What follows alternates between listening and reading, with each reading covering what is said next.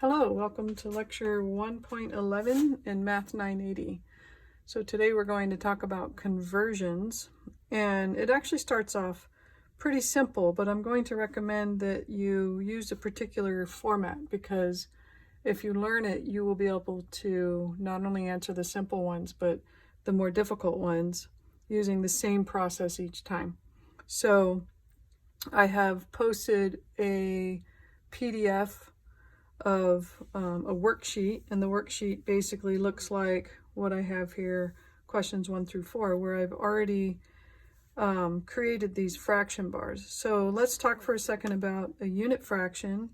A unit fraction is where you can relate one unit to another that where they are both equivalent. So for instance, 12 inches is the same as 1 foot.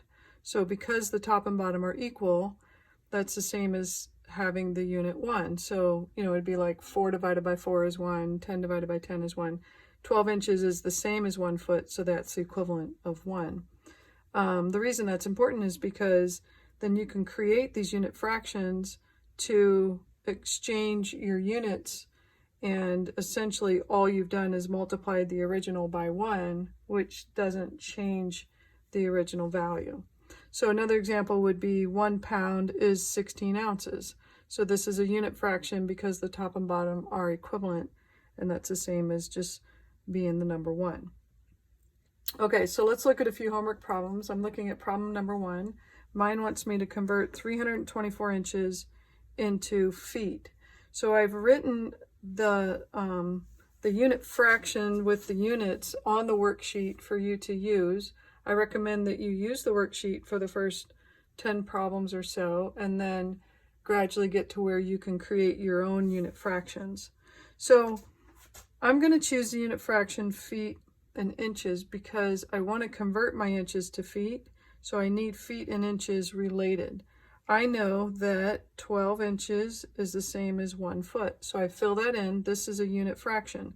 The top is equivalent to the bottom, so that's the same as basically the number 1. So if I multiply this times 1, I don't change its value, I'm just going to change units.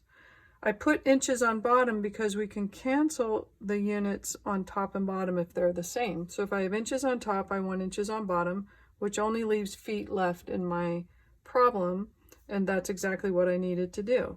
So 324 times 1 is 324, and then I could put a 1 under here if I need to. 1 times 12 is 12. So essentially 324 divided by 12 would give me 27, and the only units I have left are feet, so I have just done my conversion from inches to feet. And again, many of you could have done this, kind of in your head. 324 inches, there are 12 inches in a foot, so divide by 12 and you get your answer. But I wanted to show you this technique on an easier question so that you can develop it and be able to use it on more difficult questions. All right, I'm going to switch to question number 2. They want me to convert 63 feet to yards. So I have 63 feet. My unit fraction, I need feet on bottom, so they'll cancel. I need to convert to yards, so feet in yards. 3 feet is 1 yard. That would be my unit fraction. I can cancel feet because I have them on top and bottom. I'm left with yards, which is what they wanted. 63 times 1 is 63. 1 times 3 is 3. And I can reduce that if I need to on my calculator, so I get 21 yards, and that's my answer.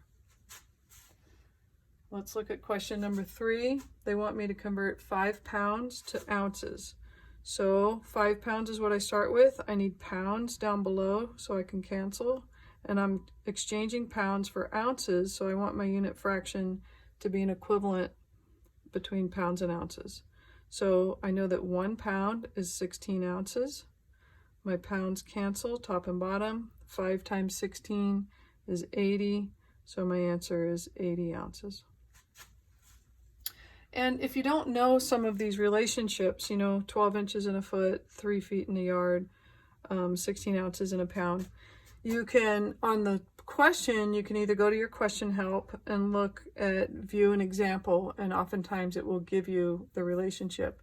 You also have a formula sheet, which is posted on Canvas, and I recommend that you print that out, and it has conversions on there as well, and that will be you will be allowed to have that on your tests, so you will be able to see those conversions or those relationships.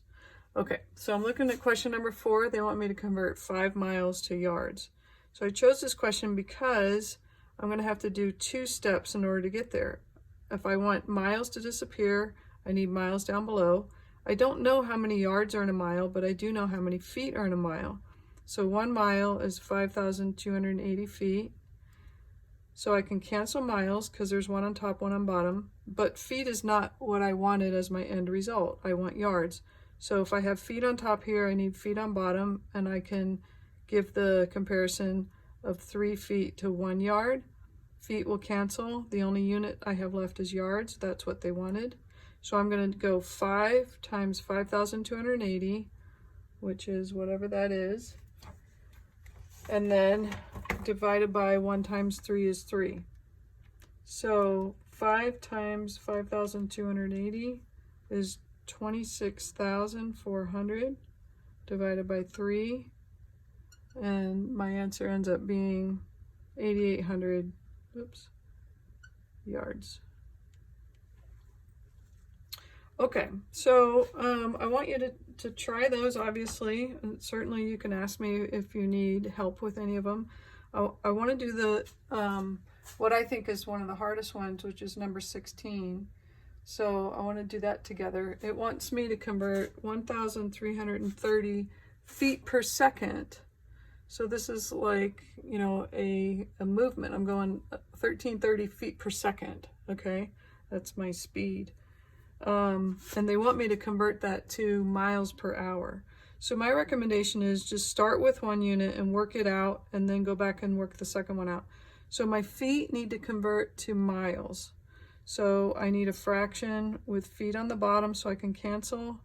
I want to change it to miles.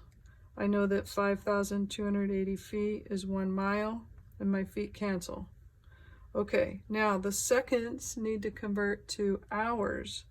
So I need a unit fraction. I have seconds on bottom, which means I need seconds on top. You know, you could figure out how many seconds are in an hour, or you could say, well, let's go seconds to minute. There's 60 seconds in 1 minute. My seconds canceled, top and bottom. I'm left with miles per minute, but I need the minutes to be hours. So I make a new unit fraction, put minutes on top so they cancel, and I know the relationship between minutes and hours. Minutes cancel, bottom and top.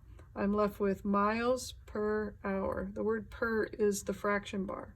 So all I'm going to do is go 1,330 times 60 times 60, and then divide that by 5,280.